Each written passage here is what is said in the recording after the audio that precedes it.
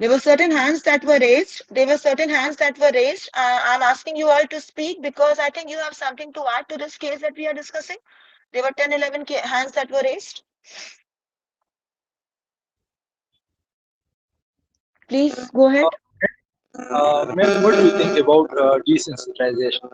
Is there something I could only get the word desensitization, if I'm right. desensitization? There's a lot of noise in the background. Are you trying to say that she can be helped through systematic desensitization?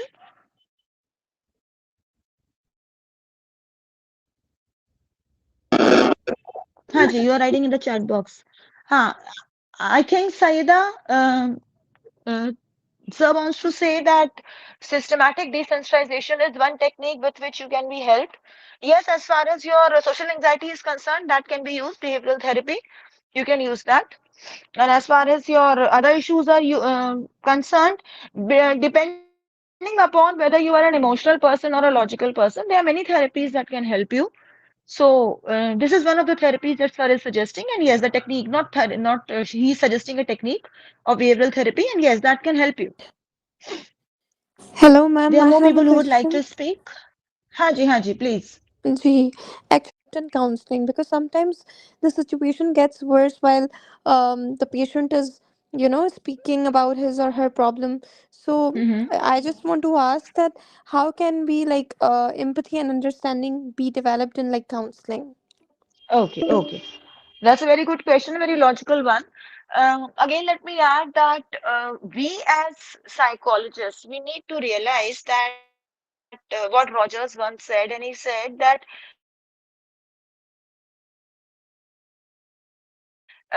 counselors are not made, they are created. Counselors are not made, they are practical counseling skills. That's a very good book. And there can be 10 ways in which you can be helped through active listening, or there can be ways in which you can raise your empathy level. But the basic active listening skill and empathy has to be there within you. No one can, if you are a heartless person, I'm sure you won't be in psychology. And if you don't get moved by the other person's pain, you won't choose psychology. क्योंकि psychology ऐसा profession नहीं इसमें कोई आपको push करे. Lawyer बनने के लिए लोग पुश करते हैं, इंजीनियर बनने के लिए चाहो ना चाहो मम्मा पापा पुश कर देते हैं, बनना पड़ता है. पर साइकोलॉजिस्ट बनने के लिए कोई नहीं कहता. किसी के पेरेंट्स ने घर में उनको नहीं कहा बड़े होके बेटा पागलों के डॉक्टर बनना, बोला है किसी ने? किसी घर में आपने ये सुना है? No one wants, no one has this dream of becoming a psychologist. किसी बच्चे से पूछ के देखिए बड़े होके क्या बनना चाहते हो, कोई नहीं कहेगा साइकोलॉजिस्ट बनना है, किसी को पता ही नहीं. आधी दुनिया तो साइकोलॉजी की स्पेलिंग ऐसे बोलती है. तो ये जो साइंस का स्पेलिंग ही दिमाग फिरा दे, और आपको भी दिमाग फिराते हैं. सो ऐसे साइंस को कोई जब तक उसके अंदर वो स्किल्स ना हो, वो अट्रैक्ट नहीं हो. And out of so many people who are here, I'm sure at least 90% of you would agree that you have chosen this profession either because you had certain life circumstances which made you choose psychology, which made you more sympathetic and sensitive towards human pain, or you have seen someone in your family, or you were always intrigued by human behavior and the differences that you observe in others. इन्हीं तीन चार reasons में से कोई reason होता है कि या तो आपके घर में कोई साइकोलॉजी में होगा. इन्हीं तीन चार रीजंस में से कोई रीजन होता है कि someone comes into psychology. So inculcating empathy, sorry, not possible. Working on that skill through awareness and acceptance, yes, that is possible, and that also comes to you as a part of you aging and you gaining experience.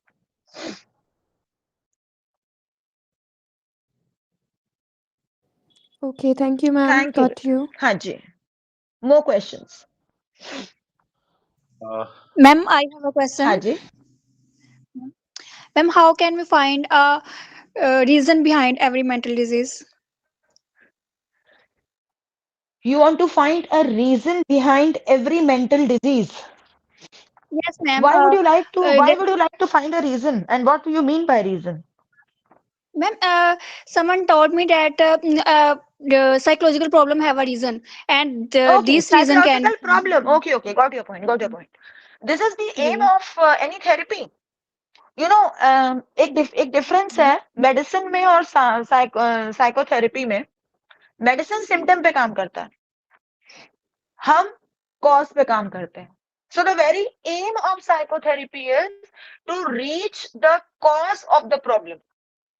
Okay, so how you reach that cause depends upon the therapeutic modality that you are using. For example, अगर आप gestalt psychology use कर रहे हैं और आपने empty chair technique को use किया, तो आप क्या कर रहे हैं? आप बेसिकली क्लाइंट को, आपको नहीं पहुंचना है एक्चुअली, क्योंकि सेम प्रॉब्लम का, सेम मैनिफेस्टिंग प्रॉब्लम का कॉज अलग अलग लोगों में अलग होगा, उनकी लाइफ से रिलेटेड ही कुछ होगा.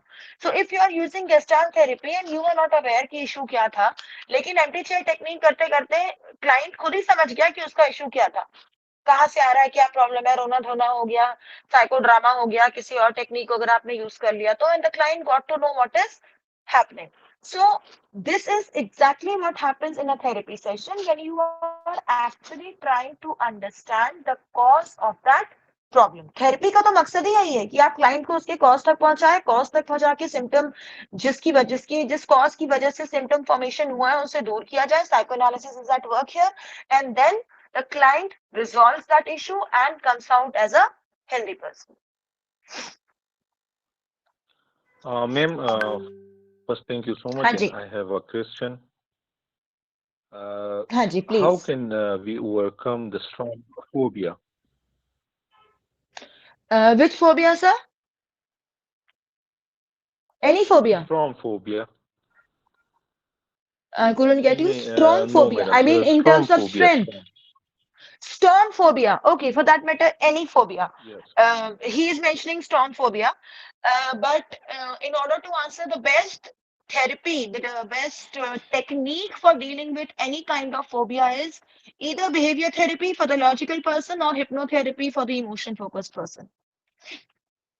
These are the two therapies that can be used with a person who is strong phobia, क्योंकि systematic desensitization से भी resolve हो सकता है.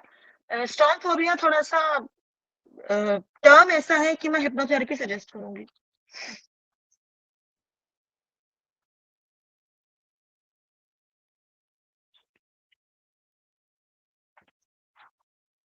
I hope that answered your question. Yes, thank you so much, ma'am. Thank you. हाँ जी, waiting for Ma'am, more there is questions. one more important question. हाँ जी, हाँ जी. Yeah, ma'am, there's one more important question. That Hmm. what are the skills that are required in a good counselor? And second question is, what are the ways of providing counseling, please? The first question is okay. You want to know the name of the skills that are required in a counselor. But your second question is, I couldn't get the essence of that question.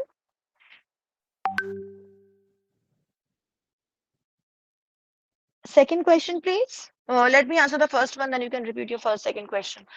The question that he wants to know is, actually he wants to summarize whatever I had to say. Fine. There's a long list that I can name. Starts with empathy, then you add active listening to it, then you add paraphrasing, reflection of feelings, reflection of action, internal frame of reference, external frame of reference, that is understanding the difference between these two. These are some of the skills that you can use: summarizing, self-disclosure. Then you can use confidentiality. This is not a skill, but it is more of a ethical principle, but that needs to be added in a counselor. So these are some of the skills that you need to have in yourself, and all these skills have various subsets within them. Basically, a good counselor is someone who is able to be with the client. सबसे important skill, if you ask me to name out of all these, I would say it's listening. Because आपने भी ये देखा होगा कि कभी-कभी सुन भर लेने से problem resolve हो जाता है. So that is one of the most important skills among all. Empathy and non-judgmental attitude that you can add to the list, and you can even say positive regard for the client. When I say positive regard, it's important to understand that आप client से बड़े नहीं हैं, आप client के सामने कोई authority position पे नहीं है. It's only a matter of time when the sides can reverse. and you can become a client. And I'm sure अगर कोई सच में यहाँ practicing therapist है तो उसने कभी ना कभी अपने आप को client की कुर्सी पे जरूर देखा होगा. It is not humanly possible to be in this profession and not be on the other side. वो possible नहीं है. So empathy and active listening, I would repeat, along with paraphrasing and reflection, to be the most important skills that a therapist needs to develop. Now, the second question that you had asked.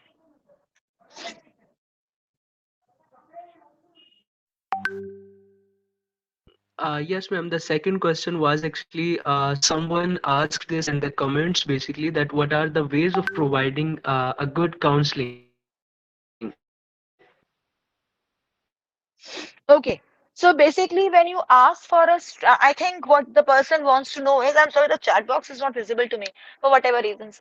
Um, I think what the that sir or ma'am wants to know is how to structure a session. So I would answer it in this way that in order for you to conduct a session, generally you divide a session into three parts. First is the starting part of the session, then the second is the intervention part, and the third is the end of the session. So when we are talking about the starting session, it takes around 2 to 3 sessions, depending upon the modality that you are using. And during those 2 to 3 sessions, you are basically taking the case history of the person. You are discussing the presenting problem of the person. There's a difference between presenting problem and the real problem. The presenting problem may not be the real problem. क्योंकि client कभी कभी हम हमको जज करता है कितने पानी में हम कितना जानते हैं. So the presenting problem may or may not be the real problem, but whatever the problem the client has come to you with, that problem is discussed, and then a goal is reached to which both the parties agree. This is what we plan to achieve during therapy. Now the next part of the session, which is the middle part of the session, that may have around 5 6 sessions. This is basically the intervention part where you are providing the intervention techniques that you have planned for the client. जो भी आपने techniques workout की हैं वो होता है, homework दिया जाता है, and then after these sessions comes the end of the session. वहां पे आप करीब 2 3 सेशंस लेते हैं जहां पे आप सेल्फ हेल्प स्किल्स देते हैं क्लाइंट को. And when we talk about the self help skills, it means that whatever skills the client has learned during the sessions में apply करना client को आना चाहिए. अगर सिमिलर प्रॉब्लम के साथ क्लाइंट आपके पास लौटता है, वो कहता है इस सिचुएशन में तो डील हो गया लेकिन इस सिचुएशन में नहीं हो पा रहा, तो मतलब आपकी थेरेपी सक्सेसफुल नहीं थी क्योंकि आप स्किल सेट दे रहे हैं. वो स्किल सेट सिमिलर सिचुएशन में भी अप्लाई होना चाहिए. सो अगर वो ऐसा कर पाया और एक नई प्रॉब्लम के पास आपके पास आया, या फर्स्ट जो आपने काउंसलिंग किया था वो सक्सेसफुल था. इसीलिए टुवर्ड्स द एंड दो एम होते हैं. One is self help skill देना, एंड दूसरा ये कि आप पे डिपेंडेंसी बहुत हो जाती है इतने टाइम साथ रह के, साइकोलॉजिकल डिपेंडेंसी. तो कहीं ना कहीं क्लाइंट को self reliant banana, so that the client is not dependent upon you emotionally या साइकोलॉजिकली एंड मेंटली. तो आप उनको अपने खुद की लाइफ खुद की तरह से जीने देना चाह रहे हैं. While I was talking, there was this question, and someone said कि ये क्या प्रेजेंटिंग प्रॉब्लम और रियल प्रॉब्लम में डिफरेंस क्या है. प्रेजेंटिंग प्रॉब्लम और रियल प्रॉब्लम का डिफरेंस है, सपोज आपका क्लाइंट आपसे कह रहा है कि मेरे बॉस के साथ बहुत ज्यादा झगड़ा होता है, एंड प्रेजेंटिंग प्रॉब्लम में वो ये बता रहा है, ये आपको बता रहा है कि मेरा वर्क रिलेटेड इशू है, वर्क लाइफ रिलेटेड इशू है. अब जब वो आप उनसे बात करते हैं, जब आप उनके साथ इंटरवेंशन के स्टेज पे भी हो सकता है पहुंच गए हो, तब आपको पता लगता है तो रियल प्रॉब्लम लाइज कि उनके जो फादर फिगर थे उनके साथ उनकी नहीं बनती थी. And that is the reason, जो भी अथॉरिटी फादर फिगर जैसी अथॉरिटी फिगर बेसिकली, वो अगर उनकी लाइफ में आता है तो उनके साथ उनकी नहीं बनती. तो अगर आप उनको बॉस जैसी फिगर्स के साथ प्रॉब्लम रिजॉल्व कराते जाएंगे तो आज ये बॉस नहीं तो कल को दूसरे बॉस के साथ प्रॉब्लम होगा. लेकिन अगर आप उनके फादर के साथ उनके इश्यू को रिजॉल्व कराते हैं, इन दैट केस आप उनके रियल प्रॉब्लम को रिजॉल्व करते हैं, and now the client will not come back to you with this problem क्योंकि फादर का इश्यू रिजॉल्व हो गया जिसके सामने ये सारे सिम्टम्स थे. बॉस के साथ का प्रॉब्लम सिम्टम था. Okay, so that is how we differentiate between a real problem and a presenting problem.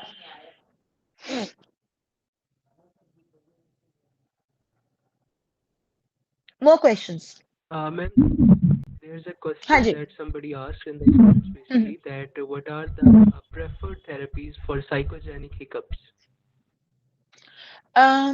Again, देखिए, it is not about, if you ask me, and even if you read the books, you would come to know that every therapy claims that they can help you with these kind of issues.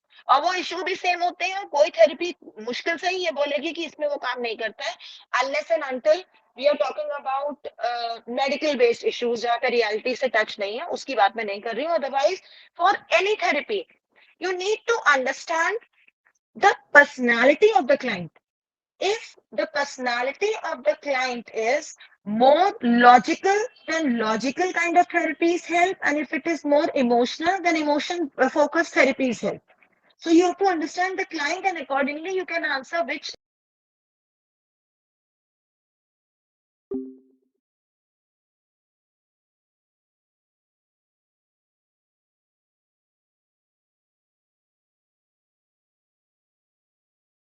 Joining.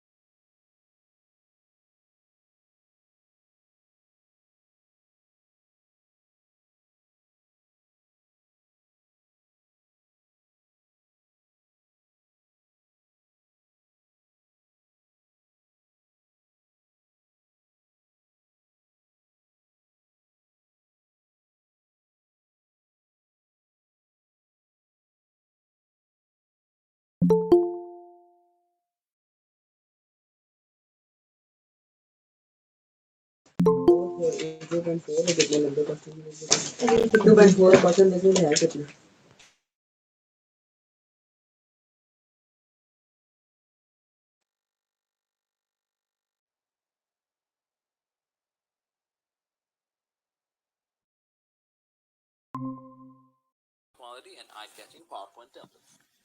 The simple and elegant design of this website easily captures the audience's attention from the very first look.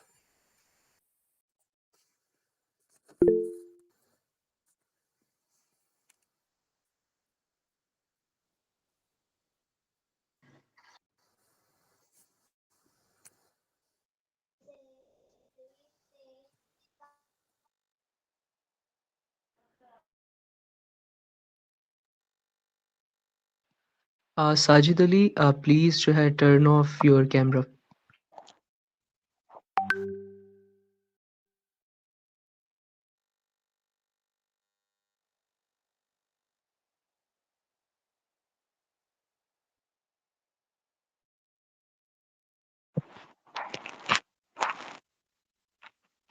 Joined. We can take up one more question before we end the session.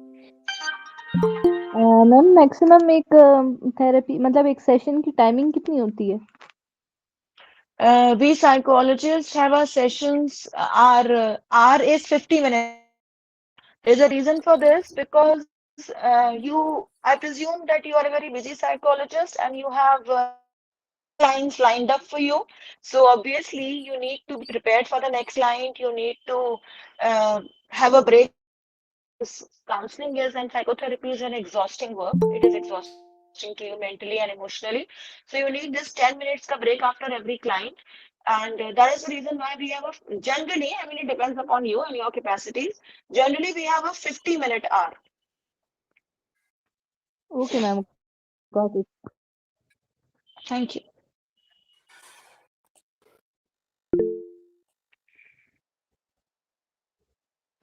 Ma'am, there's one We can more take up question that Sure. somebody has Sure. asked that what is the preferred therapy for somebody who is suffering from depression? CBT. Academically speaking, uh, research says that CBT is the most preferred therapy for depression. But again, I repeat what I said for a similar question, that it depends upon the personality of the client.